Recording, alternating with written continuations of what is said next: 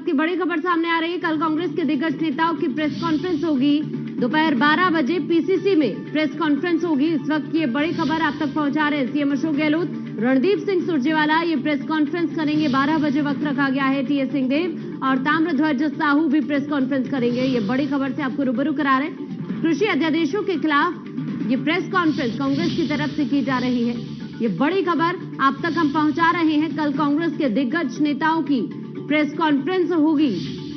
दोपहर 12 बजे वक्त रखा गया है प्रेस कॉन्फ्रेंस का। पीसीसी में ये प्रेस कॉन्फ्रेंस होगी। गहलोत, मुख्यमंत्री अशोक गहलोत, रणदीप सिंह सुरजेवाला प्रेस कॉन्फ्रेंस करेंगे। टीएस सिंहदेव और ताम्रध्वज साहू भी प्रेस कॉन्फ्रेंस में शामिल होंगे। कृषि अध्यादेशों के खिलाफ ये प्रेस कॉन्फ्रेंस कांग्रेस की तरफ से की जा रही है। लगातार कृषि विधेयकों का विरोध कांग्रेस की तरफ से देखने को मिल रहा है और इसी कड़ी में कल दोपहर 12 बजे पीसीसी में प्रेस कॉन्फ्रेंस होगी। कांग्रेस नेताओं की तरफ से प्रेस कॉन्फ्रेंस की जा रही है, जिसमें सीएम अशोक गहलोत और रणदीप सिंह सुरजेवाला प्रेस कॉन्फ्रेंस करेंगे। और ज्यादा जानकारी के लिए हमारे साथ हमारे संवाददाता दिनेश डांगी जुड़ चुके हैं। दिनेश, कल प्रेस कॉन्फ्रेंस होने जा रही है कांग्रेस की, क्या जानकारी विस्तार से दर्शकों को बताएं।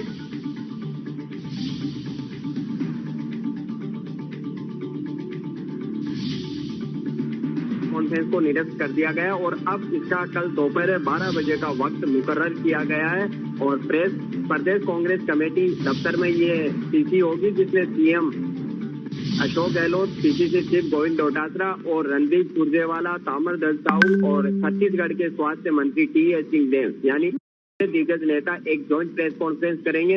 हाल ही लोकसभा और राज्यसभा से जो कृषि अध्यादेश पारित हुए हैं उनके खिलाफ यह प्रेस कॉन्फ्रेंस होगी, क्योंकि आज से राष्ट्रीय व्यापी आंदोलन का ऐलान किया है पूरे देश भर में कांग्रेस ने, जिसके तहत तमाम बड़े दिग्गज नेता अलग अलग राज्यों में जाकर प्रेस कॉन्फ्रेंस करेंगे और अध्यादेशों की हकीकत क्या है, असलियत क्या है, क्या ये किसान विरोधी है, इन तमाम चीजों को लेकर कांग्रेस अपना पक्ष रखेगी।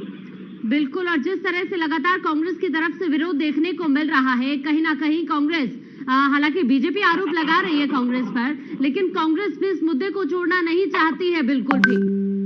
जी बिल्कुल, कांग्रेस का जो किसान वोट बैंक है, एक दौर था इनका परंपरागत वोट बैंक था, लेकिन मोदी लहर के चलते 2 बार किसान वोट बैंक कांग्रेस से कह सकते हैं कि छिटक गया और अब ये ऐसा मुद्दा कांग्रेस को मिला है कि वो वापस किसानों के सारे उनकी सहानुभूति बिल्कुल मौके का फायदा उठाने की कोशिश में है कांग्रेस। जी बिल्कुल, क्योंकि किसान भी इस अध्यादेश को लेकर काफी नाराज है। पंजाब, हरियाणा और दिल्ली में लगातार सड़कों पर विरोध जारी है और संसद से लेकर सड़क तक आपने देखा किस कदर हंगामा बरपा था। तो कांग्रेस भला इस मौके से अब पीछे क्यों चूकना चाहेगी और वो किसानों को साधने के लिए, उनके वोट बैंक साधने के लिए अब इस तरह का आंदोलन करने जा रही है। बिल्कुल, और जिस तरह से कांग्रेस की तरफ से एक के बाद एक कदम उठाए जा रहे हैं, कहीं ना कहीं ये समझाने की कोशिश कांग्रेस की तरफ से भी किसानों को की जा रही है कि ये उनके खिलाफ है।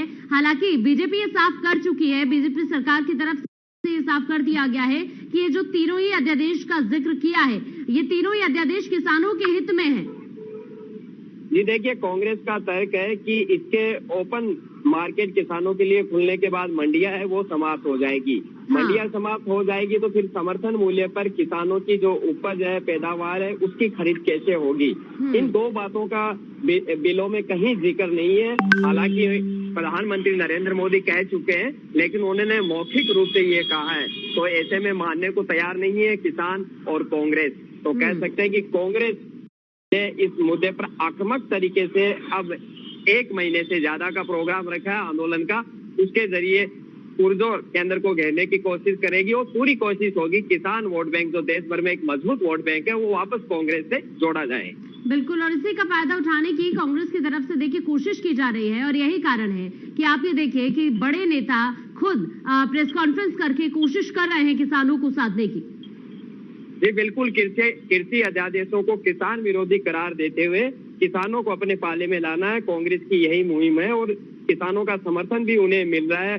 कह सकते हैं कि कोरोना काल में अचानक लोकसभा और राज्यसभा बुलाई गई और इन अध्यादेशों को पारित कराया गया, तो अब किसानों में एक डर पैदा हो गया है कई बड़ी निजी कंपनियां आके उनके साथ लूट तो नहीं मचा लेगी, कहीं उनकी जो जमीनें हैं उन पर तो कब्जा नहीं कर लेगी। तमाम तरह की उनमें शंकाएं पैदा हो गई है, जिसको कह सकते हैं कि आग में घी का काम अब कांग्रेस ने यहाँ पर शुरू कर दिया है। बिल्कुल, लेकिन हम ये भी नहीं भूल सकते हैं दिनेश, दो धड़ों में किसान बटे हुए हैं। एक वो भी हैं जो समर्थन कर रहे हैं इसका, लेकिन दूसरी तरफ हम देखें कुछ ऐसे भी किसान हैं जो विरोध कर रहे हैं इस अध्यादेश को लेकर। लेकिन सबसे जरूरी बात यह है कि जब कल पीसी कांग्रेस की तरफ से की जाएगी तो उसके बाद क्या कुछ रुख किसानों का रहता है?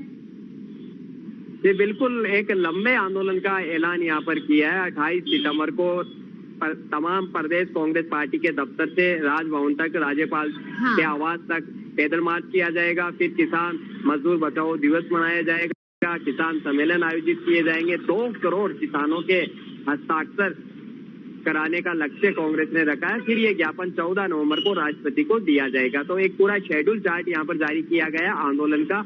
लेकिन पंजाब और हरियाणा और दिल्ली के आसपास किसान लगातार विरोध तेज करते जा रहे हैं, उसमें कांग्रेस का हाथ भी नहीं है। तो इन 2 राज्यों में आंदोलन क्या वजह है? एक में कांग्रेस की सरकार है, एक में भाजपा की सरकार है, क्योंकि गेहूं, चावल या अन्य जो प्रोडक्शन किसान के खेतों में होता है यहीं से होता है। तो क्या एफसीआई का जमाना समाप्त हो जाएगा, या जिस तरह कह रहे हैं कांग्रेस के अंबानी के निजी गोदाम बन जाएंगे, वो उनका एकाधिकार हो जाएगा? तमाम तरह की बातें हैं। इन्हीं बातों को कल प्रेस कॉन्फ्रेंस के जरिए बताया जाएगा। हालांकि केंद्र सरकार साफ कर चुकी है, समर्थन मूल्य भी कुछ फसलों पर बढ़ा चुकी है, लेकिन कह सकते हैं कि लंबे समय बाद विपक्ष के जो केंद्र बिंदु में है, किसान और कृषि राजनीति का मुख्य केंद्र बिंदु बना है। और केंद्र सरकार भी अखबार या मीडिया के जरिए इश्तिहार दे रही है कि नहीं, ये अध्यादेश किसानों की कायापलट कर देंगे, उनकी तकदीर और तस्वीर बदल देंगे। बिल्कुल, और देखिए ना, भले ही केंद्र सरकार साफ कर चुकी हो कि किसानों के हित में है ये तीनों ही अध्यादेश, लेकिन ऐसे में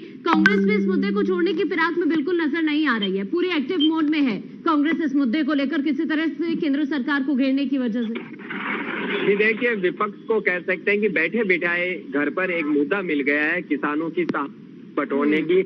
ऐसे में अब कांग्रेस और कांग्रेस के नेता घर पर बैठे रहेंगे, महज सोशल मीडिया पर रिएक्शन देके पल्ला झाड़ेंगे, तो वो बात अब रही नहीं है, क्योंकि कांग्रेस का अस्तित्व खतरे में है। और ऐसा मौका मिला है तो जाहिर सी बात है वो इसको कैश करने में और भुनाने में कोई कोर कसर नहीं छोड़ेगी।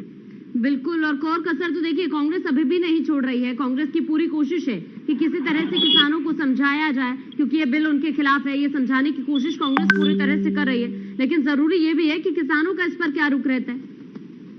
ये बिल्कुल, किसान भी कुछ न कुछ कह सके आशंकित है, क्योंकि जिस तरह से लोकसभा और राज्यसभा कोरोना काल में बुलाई गई और जैसे ही ये अध्यादेश पारित हुए उसके बाद दोनों सदन स्थगित कर दिए गए, न मंत्रियों से पूछा गया, न किसान संगठनों से बातचीत गई, और इसका जो पूरा ड्राफ्टिंग है वो भी महज इंग्लिश भाषा में हुई। किसान बहुत कम पढ़े लिखे होते हैं, स्थानीय भाषा में ड्राफ्ट तैयार होना चाहिए। तो तमाम तरह की शंकाएं है, लेकिन नो डाउट किसानों में डर है इन अध्यादेशों को लेकर, अगर हम प्रैक्टिकल और निष्पक्ष यहाँ पर बात करें तो।